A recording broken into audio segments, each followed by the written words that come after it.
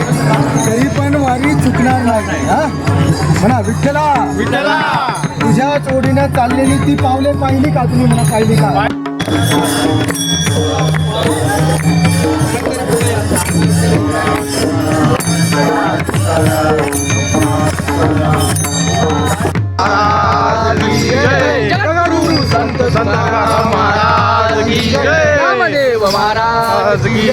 छत्रपती शिवा. तिवेल्ले या प्रवासादरम्यानचा हा सर्व काळ रस्त्यामध्ये बघा वेगवेगळ्या प्रकारचे वारकरी भेटतात. त्यांना भेटून बोलून त्यांची जीवनमान, त्यांच्या इच्छा आकांक्षा, त्यांचे स्वप्न, त्यांचं घरदार याविषयी असंख्य वारकऱ्यांची भेट या वारीमध्ये झाली. त्यांचे मनोगत जाणून घेण्याचा योग या वारीमध्ये आला.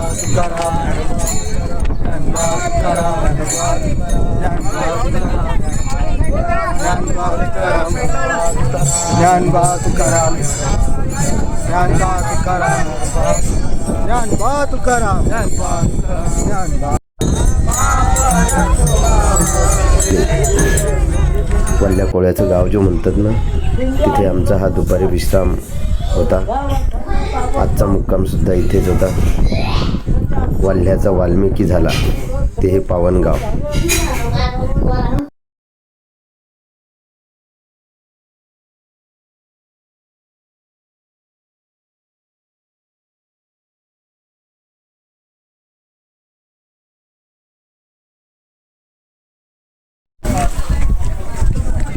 हे बघा मंडळी, हे आमचे दिंडीचे पाल.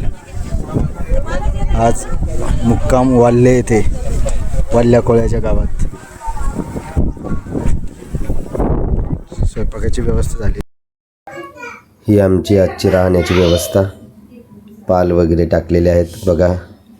कटिंग, दाढी, सर्व ज्या व्यवस्था आहे त्या वारीमध्ये आहेत. सर्व प्रकारचे वारकरी असतात. कोणी न्हावी असतो, कोणी सुतार असतो, सर्व प्रकारचे वारकरी, कोणी डॉक्टर असतो, कोणी नर्स असतो.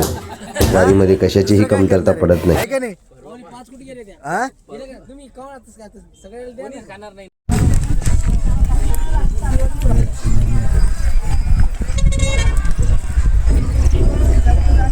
प्रवास नेरेच्या दिशेने मित्र सकाळी 10 ते 12 किलोमीटरचा पायी प्रवास करत आम्ही नेरा स्टेशनला पोहोचलो.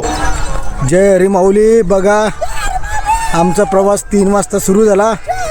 माऊलीच्या रथाच्या पुढे आम्ही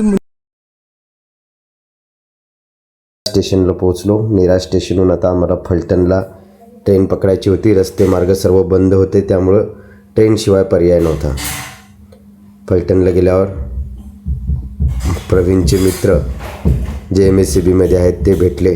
त्यांनी नाश्ता वगैरे दिला. 5 दिवसानंतर पहिल्यांदा हॉटेलचा नाश्ता खाण्याचा योजना करतात. आमची पण मजा येतात, काय हरकत नाही. असू द्या, हास्य हा जीवनाचा भाग आहे आणि हसायलाच पाहिजे, मजा करायलाच पाहिजे. आम्ही विठ्ठलाच्या प्रांगणात कळसाचं दर्शन घेतलं. मन धन्य झालं आणि इथूनच दर्शन रांगेत लागायचं होतं. मग दर्शन रांगेत आम्ही लागलो. म्हटलं 5 तास लागू द्या, आपण विठ्ठलाचं दर्शन घेतल्याशिवाय गडाकडे प्रस्थान करायचं नाही.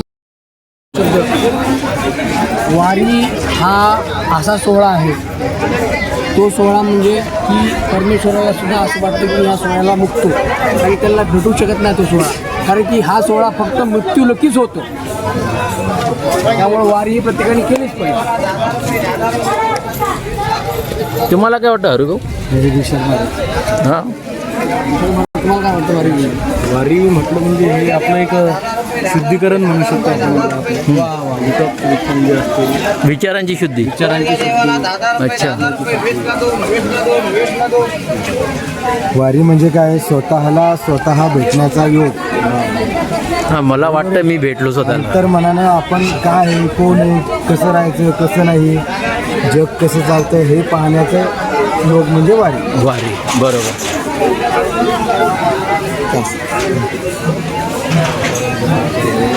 मित्र असावे असे की जे हात धरून आपल्याला वारीला घेऊन येतील. वा. वाईट व्यसन लावणारे मित्रापेक्षा असे मित्र असलेले बरे. वा.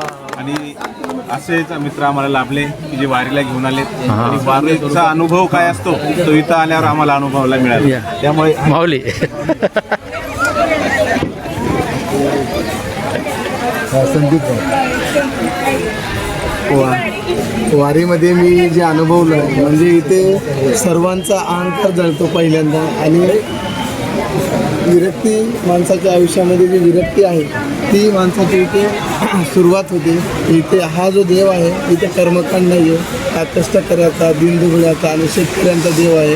इथे कुणाच्या फुलाची किंवा प्रसादाचीही गरज नाही, इथे फक्त अंतर्मनाची आणि खऱ्या भक्तीची गरज आहे. हा असा माझा भोळा बाबडा पांडुरंग आहे. रामकृष्ण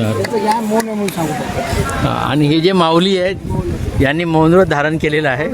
पांडुरंगाची जोपर्यंत भेट होत नाही तोपर्यंत दर्शन तोपर्यंत ते बोलणार नाही आहेत. आणि राहिलं तो शेवटी मी रे. हां, तर आता माझ्याबद्दल सांगायचं म्हटलं तर एक नंबरचा नास्तिक, पण या आस्तिक लोकांसोबत राहून आस्तिक झालो आहे. आणि उभ्या आयुष्यात 50 किलोमीटरची पायी वारी पहिल्यांदा केली आहे. आणि माझ्या पाठीमागे आम्ही पांडुरंगाच्या दर्शनाला लाईनमध्ये लागलो आहे. आणि पाठीमागे आहे इंद्रायणी नदी, चंद्रभागा नदी.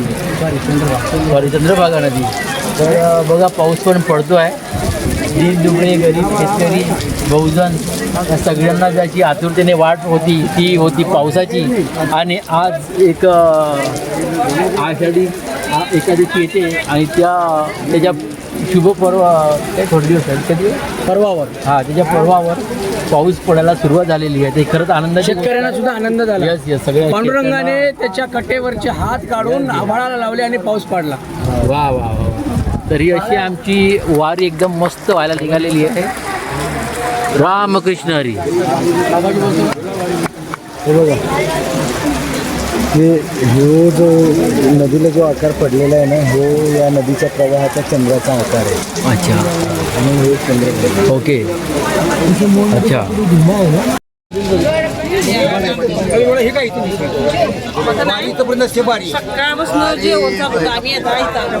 झाले आता बोर्ड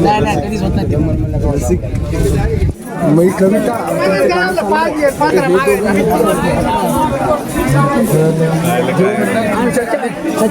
आपण कधी हसत नाही, कधीच नाही सांगतो.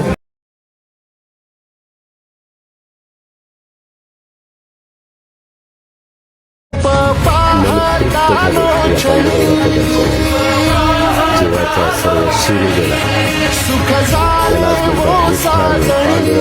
पांडुरंग पांडुरंग.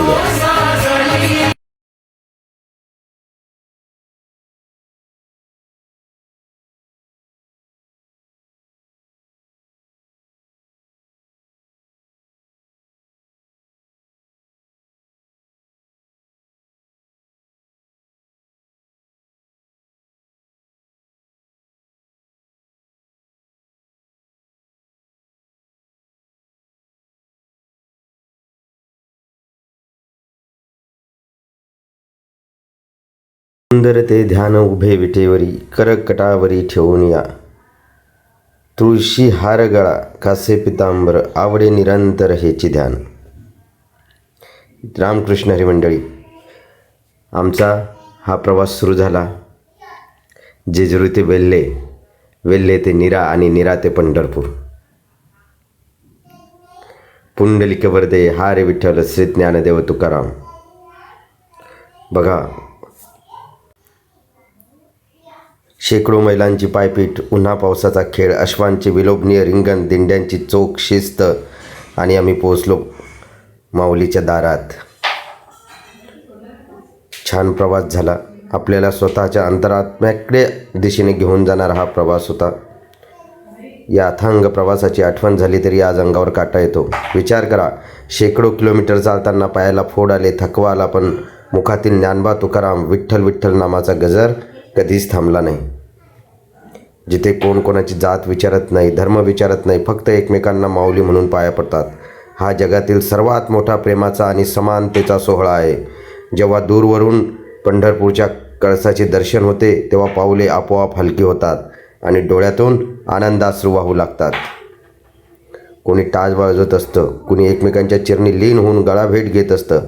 हाच तो संतांनी वर्णन केलेला सोहळा. आनंदाचे डोही आनंद तरंग. ज्या क्षणासाठी लाखो पावलांनी मैलोनमेल सोसले, तो महाक्षण जवळ येतो. साक्षात विठ्ठल दर्शन. समोर प्रकट होते साक्षात परब्रह्म. 2 हात कटेवर ठेवलेले, डोक्यावर शिवलिंगाचा मुकुट धारण केलेला, गळ्यात तुळशीची माळ आणि दोन्ही पायाखाली 30 लाडकी वीट. माऊली जेव्हा तो पहिला चरणस्पर्श होतो तेव्हा मस्तक भगवंताच्या चरणी लीन होतं. सर्व चिंता अहंकार विटेवर गळून पडतात. तिथे मागण्यासाठी शब्दच उरत नाही आणि डोळ्यातून फक्त आनंदाश्रू वाहत असतात. माझे माहेर पंढरी आहे भिवरेच्या तिरी, बाप आणि आई माझी विठ्ठल रखुमाई.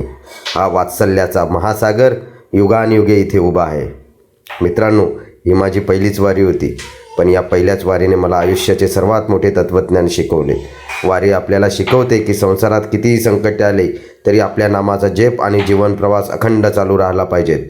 विठ्ठल दर्शनाने समजले की खरा विठ्ठल फक्त पंढरपूरच्या मंदिरात नाही, तर वारीत चालणाऱ्या प्रत्येक वारकऱ्याच्या पायामध्ये आहे, त्याच्या मनामध्ये आहे, हृदयामध्ये आहे. माझ्या लाडक्या रसिक प्रेक्षकांनो, मी पाहिलेली पहिली वारी ही विशेष व्हिडिओ मालिका इथे संपन्न होत आहे. या काही भागांच्या प्रवासात तुम्ही दिलेली साथ त्याबद्दल तुमचे नक्कीच आभार मानावे तेवढे कमी आहेत.